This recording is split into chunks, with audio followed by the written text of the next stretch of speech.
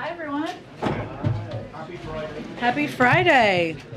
Is there more to say on this historic day? Okay. So wanted to first start by outlining our security assistance to Ukraine. And there's been a lot of good questions about this, and we thought this would be a helpful rundown for all of you. It's the Department of Defense also put out a fact sheet that has this detailed as well. The security assistance the Biden administration is providing to Ukraine is enabling critical success on the battlefield against the Russian invading force. The number one reason that they're able to fight back is their bravery and courage. The number two reason is the security assistance that we are providing, and we are providing in coordination with our allies and partners. We're working around the clock to fulfill Ukraine's priority security assistance requests, delivering weapons from U.S. stocks when they are available, and facilitating the delivery of weapons by allies and partners when their systems better suit Ukraine's needs. All of the anti-armor and anti-air systems from the two packages of security assistance the President approved in March have been delivered. We are continuing work with allies and partners to identify additional weapon systems to help the Ukrainian military defend its country. Obviously, there was the announcement about the S-300s earlier today, and our efforts to work to backfill that. At President Zelensky's request, this includes helping Ukraine acquire long-range anti-aircraft systems and munitions that they are trained to use. More than 30 nations have sent Ukraine security assistance, thanks in part to the leadership of President Biden and diplomacy that he has been implementing for months now. On April 5th, we announced an additional $100 million in security assistance to Ukraine through Presidential Drawdown Authority. We also announced $300 million in security assistance on April 1st under authorities provided by the Ukraine Security Assistance Initiative. These announcements bring the U.S. commitment to more than $1.7 billion in security assistance since Russia's February 24th invasion, and $2.4 billion since the beginning of the administration. I will not read through all of this for you. You can all, of course, read it yourself, and we will provide all of the list to all of you if you did not receive the Department of Defense fact sheet. Also wanted to note that today, according to a new independent study, the Biden administration's historic vaccination program saved 2.3 million lives in the United States, prevented 17 million hospitalizations and 66 million cases, and avoided $900 billion in healthcare costs. Over the past 15 months, the president has mounted a successful nationwide vaccination effort while executing a comprehensive strategy on treatments, testing, and more. As a result, schools are open, our economy is booming, and importantly, today's report shows we've spared millions of families the immeasurable loss that too many others have suffered.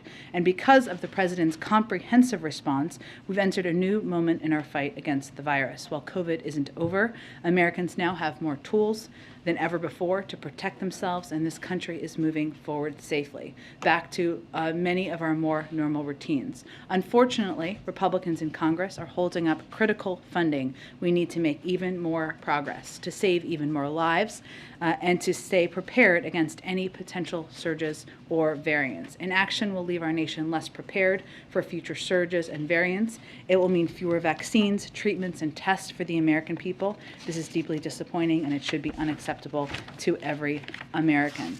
Also wanted to give you a sense of the week ahead. Just one trip next week that we announced earlier today. At this point, there could be more.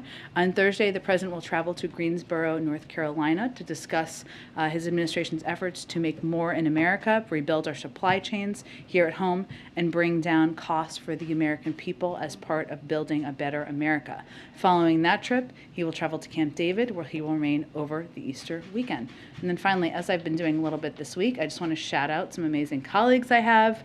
Lewis, who we have stolen from FEMA, not really stolen, he's a detailee. Oh, well, he's a fellow, actually. We've had him since November. Soon they will steal him back. And Lewis has been remarkable. Lewis has been reading Russian media, which comes in great use. He has been tracking down a range of coverage about the war in Ukraine. He has been relentless in giving us updates and providing us information, and we're incredibly grateful to Louis, and we'll be sad to see you go back to FEMA to do very important work.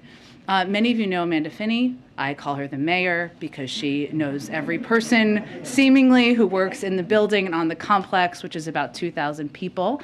I would not survive this job without Amanda Finney. You probably would all not have received all the help you have received about a range of things without Amanda Finney. She is smart, sassy, level-headed, stable. She's remarkable, and we may all work for her one day in some capacity. I certainly may, but I am very grateful to her, so just wanted to shout that out. And her yellow suit is very joyful for a joyful day. Okay, with that, it's a Friday. Friday. Thanks so much. I've got a couple things. Sure. First on this, the missile attack at this train station, does the administration think that Russia might have intentionally targeted the train station, knowing that there would be a lot of civilians there? Well, what we've seen over the course of the last 6 weeks or more than that has been what the president himself has characterized as war crimes, which is the intentional targeting of civilians. This is yet another horrific atrocity committed by Russia, striking civilians who are trying to evacuate and reach safety. Where we are now is we're going to support efforts to investigate this attack as we document Russia's actions, hold them accountable, and we will continue to surge security assistance and weapons deliveries to help Ukraine defend their country. Obviously, the targeting of civilians would certainly be a war crime, and we've already called a range of the actions we've seen to date a war crime, but we're going to be supporting efforts to investigate exactly what happened here. Okay, changing topics. Senior administration officials have said publicly, gone on TV, suggesting it's possible the president could get COVID. I'm wondering, is the administration attempting to prepare the public for the possibility of the president getting the testing positive? Well, what we're trying to do is be as transparent and direct with the American people as possible about the fact that the president takes a range of protocols. We have a range of protocols in place here that are aligned and even beyond the CDC requirements. Those include, as we've outlined here many times in the past, testing before you see the president, testing before you travel with him, social distancing when possible. We believe we have the tools and protocol to address this point we are in the virus. But like anyone else, the president may at some point test positive for COVID. And while we have seen an increase in recent, I would just note, while we have seen an increase in cases around people, I should just say that some of us may know. I would also note that cases remain down 95% since the height of Omicron. That is fact, that is data, even as we've seen cases of people we know. But what is important for the American people to know is that he has taken a range of precautions, as we all have, but he's also taken steps like getting the second booster, as he did last week in public. And his doctors are comfortable that he could continue to carry out his duties because of all these steps and precautions and protections he's taken. And we certainly, that's one of the reasons we encourage the rest of the American public to do the same. Go ahead. If this is the first time that we've heard White House officials sort of describe it as a certain possibility that the president could get COVID, are you saying that you think it's more possible now, given sort of the little outbreak that we're seeing in D.C. right now? No, we're just saying that it is a possibility. Again, cases are down 95% across the country since the height of Omicron. While cases are up in Washington, D.C., they're also far below the height of the cases and where they were in Omicron. But it is also the case that despite all of the precautions we take, and even with the president being double boosted, he could still test positive for COVID, just as many people in the White House have, many people in the press corps have. That is a possibility, and we want to be transparent with the American public about that. By our rough count here, you have at least 18 politicians and people close to the president who've now tested positive this week, though. I mean, you reiterated all the extra precautions that you are taking to try and keep him safe, some of the extra masking and testing protocol. But just to be safe, have you considered maybe cutting down some of the big indoor events or scaling back any, changing sort of your tactic with some of these events? Well, clearly, we did the event, the historic event today outside. That was in part to ensure that we could have a huge number of people on the South Lawn celebrating the confirmation of Justice Ketanji Brown Jackson. But also, we know that having events outside is better for safety protocols. There's no question about that. But what's important for the American people to know and understand is that because of all the steps we've taken, because the president is double boosted, because of, obviously he has access to the best healthcare in the world, but his doctors have assessed that these are risks that can be taken. We risk assess just like everybody out in the country, and it's important for him to be able to continue his presidential duties now and even if he tests positive in the future. Just like Americans out there in the country are taking their kids to school, they go to the grocery store, maybe they're making a decision to go to dinner. This is a time where we are certainly living with the virus, but we have a range of tools at our disposal to do that. Go ahead. Thanks, Jen. A couple of quick questions on oil and then one on the French election. We have some reporting showing that the administration is considering easing sanctions to allow some oil imports from Venezuela as a way to replace banned energy shipments from Russia. Can you talk a little bit about any such considerations? I'm not aware of that being under consideration. Okay. Okay. At the moment, is it going to perhaps be considered for going forward? It has not been, so I'm not aware of it being under consideration. Okay, and one other one on when Dilip was in India. He delivered this warning to India to not raise purchases of Russian oil. And we were wondering if perhaps sanctions along similar lines are being considered for other nations, asking them to keep purchases of Russian oil only limited to previous levels and perhaps not. First, I wouldn't characterize it as a warning, nor did we at the time. He went and had a constructive conversation and made clear that while it's the decision of each individual country, including India, to determine whether they're going to import Russian oil, it is only 1 to 2% of their imports. About 10% of their imports is from the United States. And so he conveyed, of course, they should abide by sanctions, which are not related to that decision, but also we would be here to help them diversify and move towards even reducing further beyond the 1 to 2%. Is that decision perhaps being relayed also to other countries, asking them to perhaps follow the same guidelines? Well, we conveyed to every country to abide by sanctions. And we've conveyed to a range of European countries, as you know, and as we've talked about, that as they work to diversify their energy sources, that we are here to assist in those efforts. And there are a range of steps we've taken, including efforts on LNG. I mean, that's natural gas, of course, but efforts on LNG and moving some resources from Asia and other places, and ensuring that there are options to for any country that wants to diversify their energy sources. Okay, and one on the French elections. Sure. Are you watching the French elections coming up this Sunday, perhaps with any concerns, especially with the rise of Le Pen, who is a far-right candidate running against Macron? We are certainly watching the elections, but I don't have any prediction of what the outcome will be. And once there is an outcome, I'm sure we will speak to it. Go ahead. Understanding it's a fluid situation, but the atrocities in Bucha serve as an accelerant towards the latest sanctions package, the coordination between That we announced 2 days ago? Yes. Is there any sense that the strike that we saw this morning will also accelerate talks on additional sanctions between the coordinated allies? Well, I would say just to go back to a couple of days ago, that obviously the sanctions package we announced on Wednesdays with the biggest bank in Russia, Sberbank, certainly that was augmented as a result of the atrocities that we were seeing in Bucha. And what we have done to date, and we will continue to do, is look at, unfortunately, the continued atrocities that we're seeing in the country and assess how that's going to impact sanctions, consequences, and obviously additional security assistance. So that's how we've been evaluating and working with our allies to date. And I'm certain, given the video footage we've seen on airwaves across the world and photos, that this will be a part of the discussion that our national security officials are having with their counterparts moving forward. Okay, on the S-300, it's been fairly apparent for the last several weeks that was a process that you guys were engaged in. Yeah. I know you are deliberately ambiguous as to some of the other processes that may be taking place, but is it fair to say that there are multiple other tracks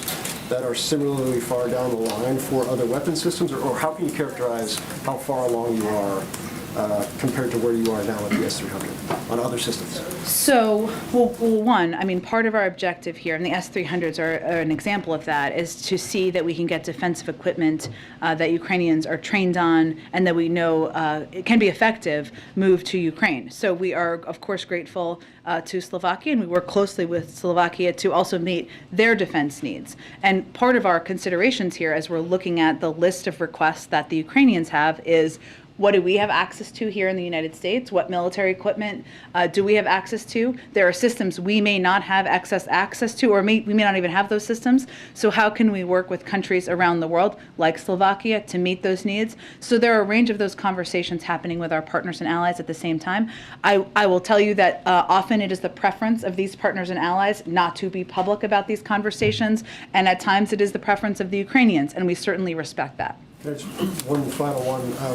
It's been a pretty historic 24 hours for the history of the Supreme Court, for the country. We've seen the president speak publicly. Can you talk about, give any color in terms of what he's been like behind the scenes, delivering on a campaign pledge, putting the first African-American woman on the court, how he's been with staff, with the justice, all of that? Sure. I'm going to try not to ugly cry about this day, which we were all doing on the South Lawn. Look, I was with the president before he went out. I was there on time. I didn't run out, as you would have seen. I was with him before when he was doing his final review of his remarks, and what he was reflecting on is, and you saw some of this in his speech, were the number of people, whether it is people who work at the White House, people who are part of his everyday, stewards or others, who have commented to him how significant this moment is, and how, in a place where you are just trying to make it through every day, and every day is history in many ways. History can be heartbreaking, and many days it has been. History can be exhausting, and many days it has been, and history can be joyful. And today was a joyful day in history, and that is certainly how the president was. You saw his granddaughter, Naomi, who he talked about in the speech, come out. She was there also for a brief greet with Justice Jackson beforehand, and he made an effort to also introduce the new Associate Justice to some members of his close staff who just were inspired by the significance of today as well. So I would say there was a deep recognition of this moment of history, a joy in reaching it, and I think we've all been saying to each other in the hallways, no one can steal our sunshine today, because that's how everybody is feeling. Go ahead. Hey, Jen, to follow up on that, did the president spend any time with the Jackson family before the formal event or afterward? Well, I think as we confirmed, she signed her commission, or he signed her commission, and her family was with her for that. So it was briefly before he came out to do the remarks. Okay, got it. And to follow up on a question from Katie earlier this week about other precautions that the president may or may not be taking, do you know if he is taking any monoclonal antibodies to help prevent catching COVID? Well, Evusheld is for immunocompromised. That would be the preemptive step, and he's not immunocompromised, so he's not taking Evusheld. Is he taking any other medication that might help? Like what?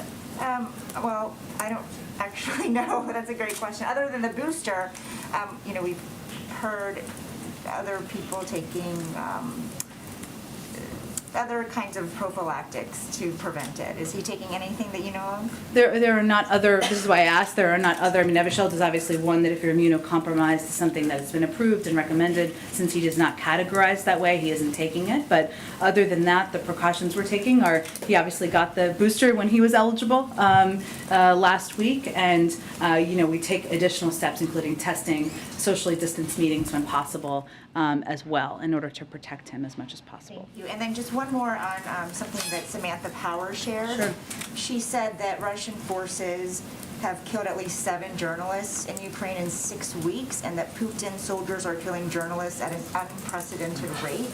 Is there any intelligence, any information that Putin is targeting journalists? And do you have any warning that you're sharing with American journalists covering the war? Well, one, we value the role that American journalists and journalists from around the world, that felt like a direction somewhere, so, have played in bringing bringing to light for a lot of people in this country this war, what's happening, the devastation, the horrors, it has been had a direct impact on people's emotional response in the United States. There's no question about that. We recognize the war of journalists in war zones, of course, and value it. And as you all know, we also work very closely with leaders of news organizations to ensure that they have up-to-date information to keep members of their media organizations safe.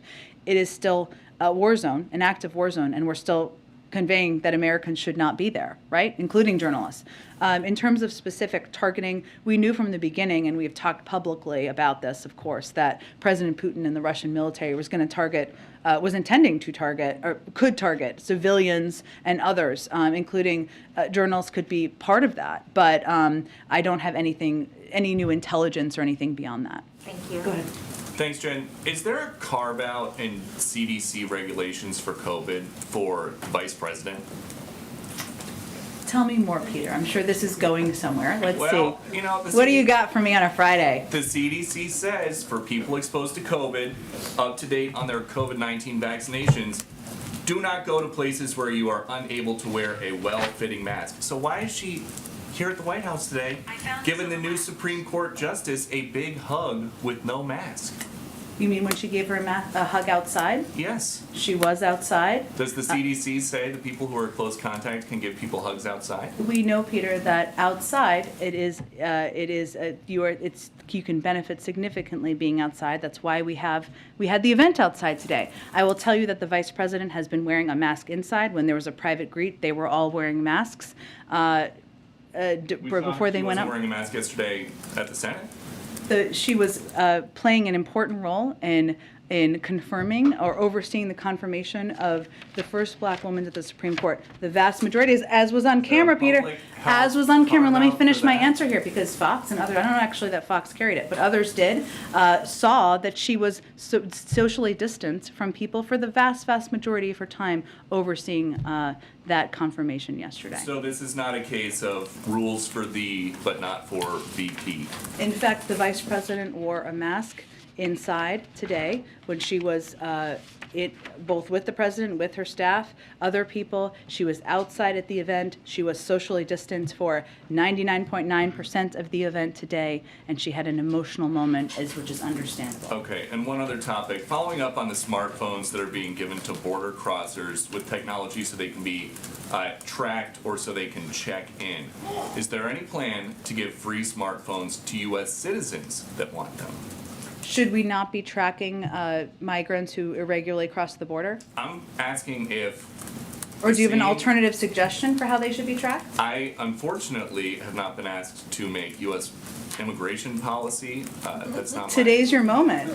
Well, it'd be great if anybody that wanted a free phone and a free monthly plan could get one. So is that going to be an offer for everybody, or just people that walk into the country illegally? Well, Peter, when we talked about this the other day, what I noted to you is that we have a range of means of tracking individuals who irregularly migrate to the country in order to ensure that they are meeting their notice to appear obligations and that they are appearing in court when they should appear in court. Phones is one of them. There are also ankle devices and a range of tracking devices. 80% of individuals of non-citizens released at the border from DHS custody under prosecutorial discretion have either received a notice to appear or are still within the window to report. So yes, there's telephonic reporting. There is SmartLink, which enables participant monitoring via smartphone. There's the global positioning system. These are the range of means with modern technology that we monitor. Last one on this. Does the president have any plans to figure out what these small towns who are bracing for a major influx in migrants next month need by making his first ever trip to the border? I have nothing to predict for you in terms of additional trips. The president will be traveling the country, but I don't have any more specifics for you at this point. Just Thanks for for the clarity, question. earlier you guys told us via pool that the president was tested negative. That was today, for clarity? Yep. Okay, so the cadence has clearly changed, right? We knew there was one on Wednesday, he was negative. Today's Friday, he tested negative. Just for keeping track of it, is it now 3 times a week, 2 times a week? Is there a way to His describe doctor it? makes an assessment on how many times you should be tested, and we do our best to provide that information to you as he's tested. And aside from the time he spent with Ketanji Brown Jackson, her family, there was no because there's precedent to this, there was no indoor reception, indoor ceremony that existed some kind the cameras didn't see before. Okay. Let me, if I can, during his remarks today, the president said something that was a bit striking. He was condemning some of the conservative Republicans and their criticisms of Judge Jackson when she was testifying recently. He said there was verbal abuse, the anger, the constant interruptions, those vile baseless, vile assertions and accusations. Whew. Is that a preview of messaging that we're going to hear from the president heading into the midterms? Is that a message that the White House wants to deliver and will be repeating?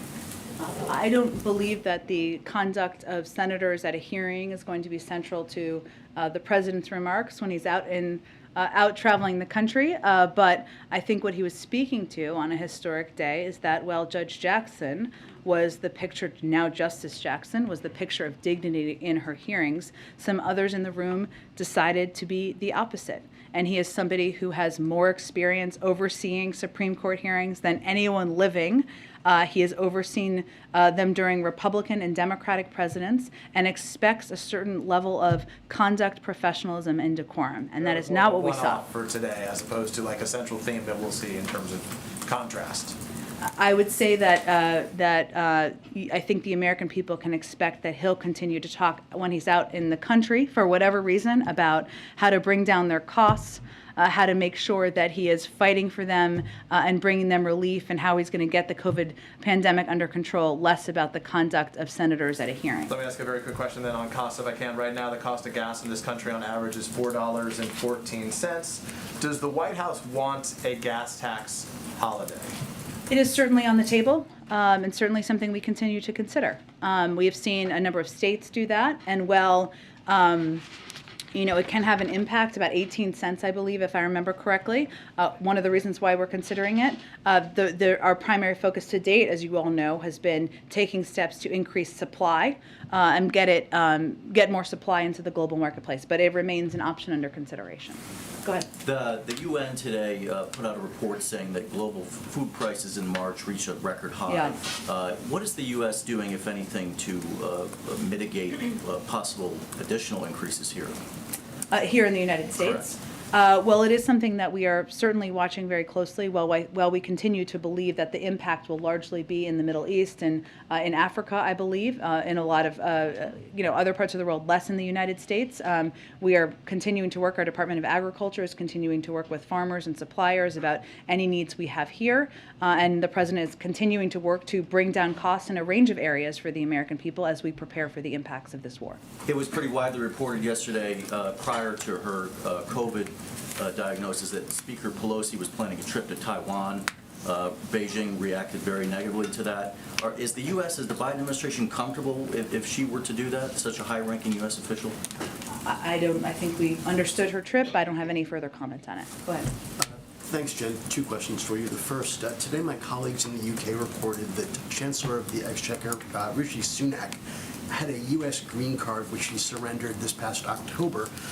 He's been an MP since 2015, and USCIS manual says that serving in a foreign government or standing for election in a foreign government is not compatible with lawful permanent resident status. Why was this not flagged earlier? I would point you to the State Department or the Department of Homeland Security. I don't have any more comment from here. I mean, is it a problem? Does the president see it as a problem that possible for someone to serve at a high level in a foreign government and maintain lawful permanent resident status in the U.S.? I mean, what if this were someone who was serving in the Russian Duma? It wasn't. But I would also, again, point you to the portions of the government that oversee green cards and oversee, the status of documents. I'm happy to bump it for them as well and see if there's more we can provide to you. Second question. There's a death row inmate in Texas, Melissa Lucio. She's set to be executed soon. Many experts believe her confession was coerced and is false. She has bipartisan support for clemency and support from the EU and many other foreign allies. Would the president consider asking Governor Abbott to intervene? Well, you know the president's position and view on the death penalty, and there's an ongoing review at the Department of Justice at a federal level. This is obviously at a state level. I don't have anything to predict Then a beyond that. follow-up. Given his commitment to police reform, would he consider asking the DOJ to prohibit police departments that receive federal funds from using the Reid technique for interrogations? It's considered to create a lot of false confessions. Well, again, I know the Department of Justice has taken a number of steps, including on chokeholds and other actions that needed to be reformed in police departments across the country. I don't have anything to preview or predict in terms of additional steps. The president supports their efforts to do more. Many of them have talked about their desire to do more, and obviously we are continuing to consider an executive order on police reform here, given there has been an inability of Congress to move forward. Go ahead. Thanks, Jen. There's some pretty desperate images coming out of Shanghai right now, which is under lockdown for COVID. People begging for food and medicine. Is the White House monitoring that? Is there anything the U.S. can do to help the humanitarian situation there? And also on the supply chain front, is the administration aware of any further supply chain snags coming as a result of this, and how are you prepared to address them? Sure. Well, first, on the first part of your question, the State Department is closely monitoring the situation. They are providing consistent updates of the situation on the ground, and will certainly assess with USAID and others if there's additional assistance that could be provided. On the supply chain component, what we know is that the port is continuing to operate normally, and where we're seeing the impacts, which still could have an impact over the course of time, of course, is factories, warehouses, and trucking, where we are seeing shutdowns within the region, which we know could cause delays, especially for air cargo as well. Because this is just happening, we don't have a prediction at this point on how that could impact bigger global supply chain issues. It depends on a lot of factors, how long, et cetera. But it is something we are closely monitoring, and it is something we will continue to work to address if it extends farther. And just one more housekeeping item. Do you have a timing update on when the president might sign the trade preference bill on Russia that passed? I don't, and I know you and others have been looking for this, and let me see if I can get an answer before we all wrap up today. Go ahead.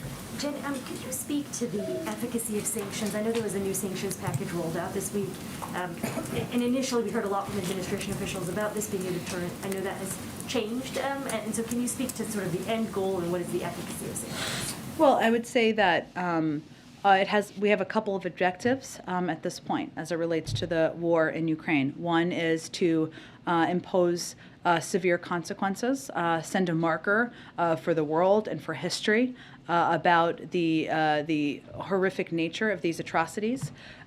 These consequences, and the second part of our objective is to ensure that these consequences are having a significant impact on the economy in Russia. We're seeing an inflationary rate of about 15%, a projection of a contraction of 15% in the Russian economy. 600 private sector companies have left Russia. We know it is having the impact that the world intended. This is the most significant coordinated set of sanctions ever done in history on this large of an economy. The third objective here is to make it much more difficult for President Putin to fund his war. And if you look back, say, earlier this week at the example of the bond payments and how Russia has basically been put in a decision of in a place where they either have to use their limited resources they have that are also being used to fund the war to prevent a default or default. That is the position they're in at this point in time, but also because we have cut them off through export controls and a number of other means, from having access to materials and technology, but also access to funds, it makes it more difficult for them to fund the war. That is part of it. And the last objective is to continue to make it clear that this is a strategic blunder, their decision to invade Ukraine, and one that will make President Putin a pariah in the world. So those are why and what we are hoping to achieve. Can I ask one follow-up? Yeah. Is there anything being done in terms of either monitoring or actually just, I guess, monitoring to take a look at the effects of sanctions on ordinary Russians, or anything that the administration is thinking to just deal with that population of people who are being affected? The Russian people, yes, you mean? correct. Certainly we are looking at how this is impacting the Russian economy writ large, and it is certainly as inflation is going up and as the economy is contracting, that means prices will go up, and we do know there will be a broad impact. That is the fault of President Putin and the fault of President Putin invading a sovereign country. So it is important also for the Russian people to know and understand that, and we have been working through a range of means to communicate about the realities of the war and the facts of the war through Telegram, through YouTube, through a range of channels as well. Go ahead. Thanks, Jen.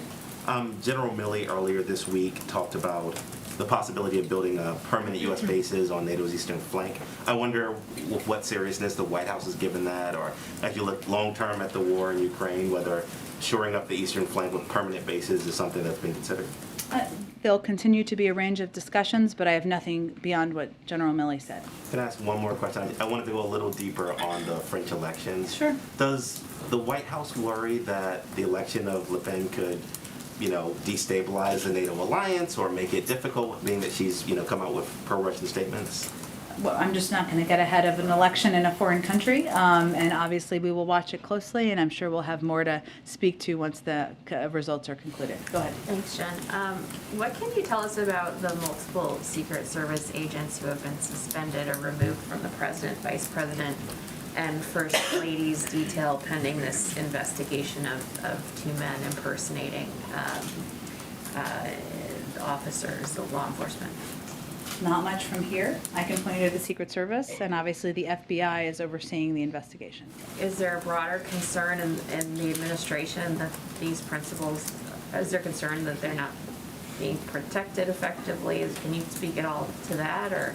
As I said yesterday, the President remains confident in the leader of the Secret Service, and beyond that, I would point you to the Secret Service and to the FBI. And then I guess just on the invitations you issued to Republicans who voted to confirm Justice Jackson. I know one of them has COVID, but did you hear from the other two, Senator Murkowski and Romney? I know the President went a little further to talk about Senator Romney's father today at his speech. Did the White House hear from the Republicans who were invited today? Why didn't they come? I would point you to their offices to speak to that. I mean, it doesn't change the President's gratitude to them for bucking the trend in their party of not supporting an eminently qualified nominee, and they did that, and it was something he wanted to call out today and express his gratitude. Thank you. Yeah, thank you, Jen. I'm wondering what the White House's reaction is to yesterday's UN vote to suspend Russia from the UN Human Rights Council. The fact that there were 58 nations that abstained from taking a vote, and then on top of the other 24 nations that voted against it.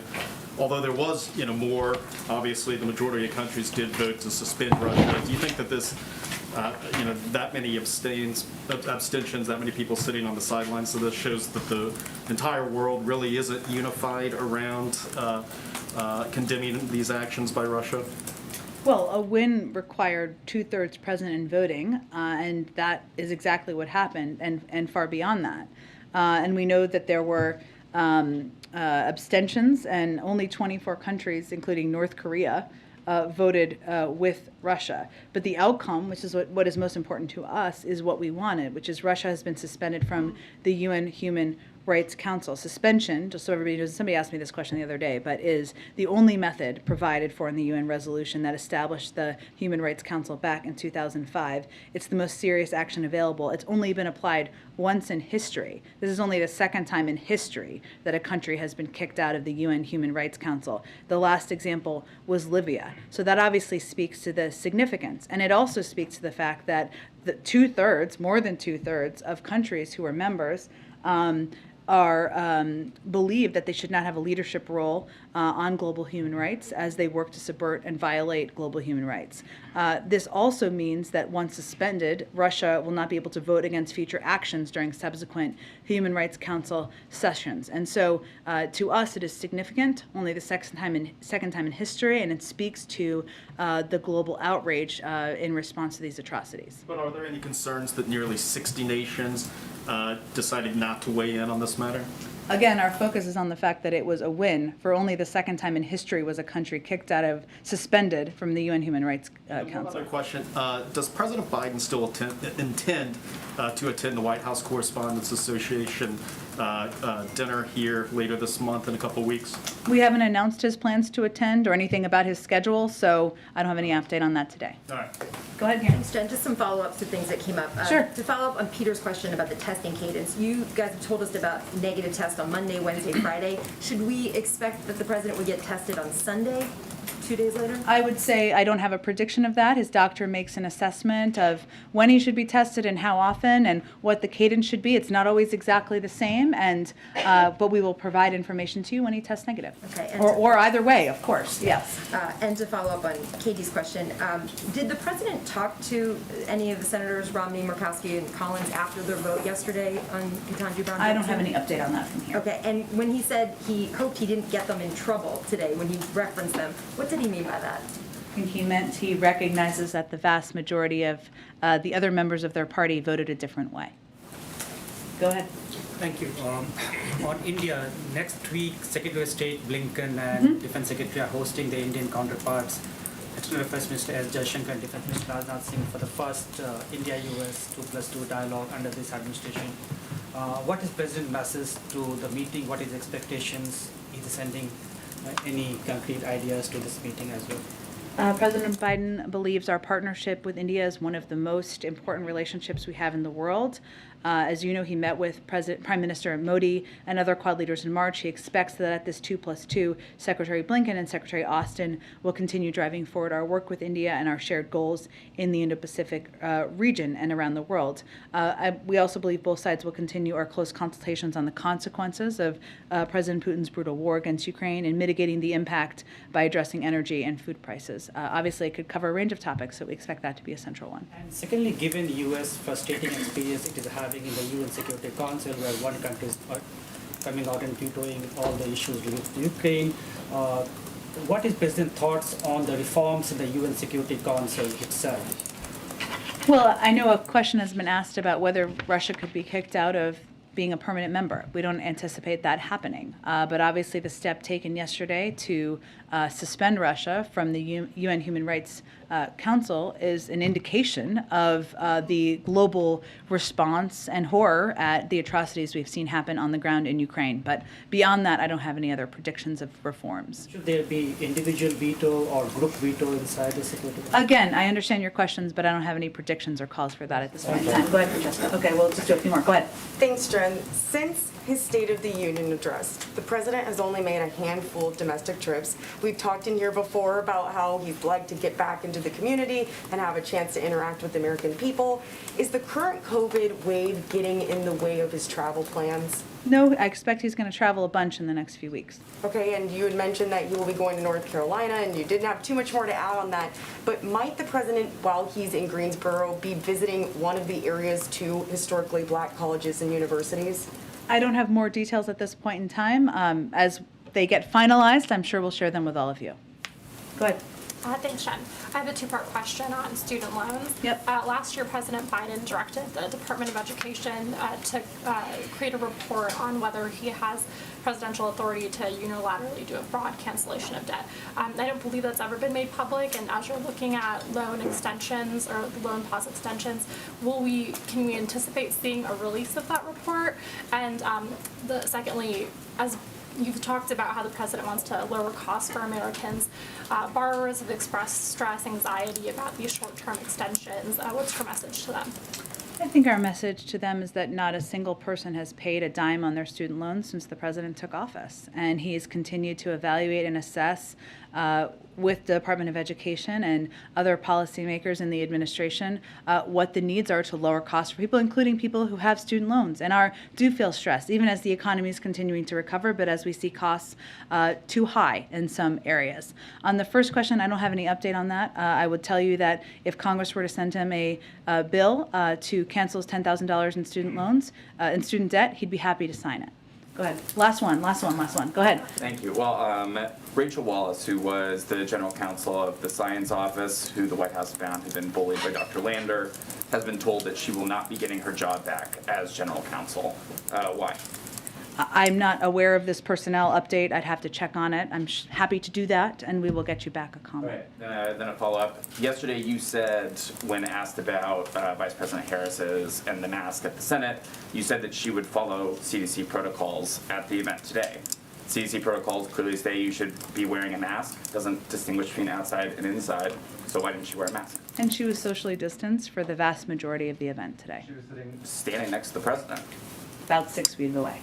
Thanks, everyone. Jen, Thank you, everyone. You're on, You're on,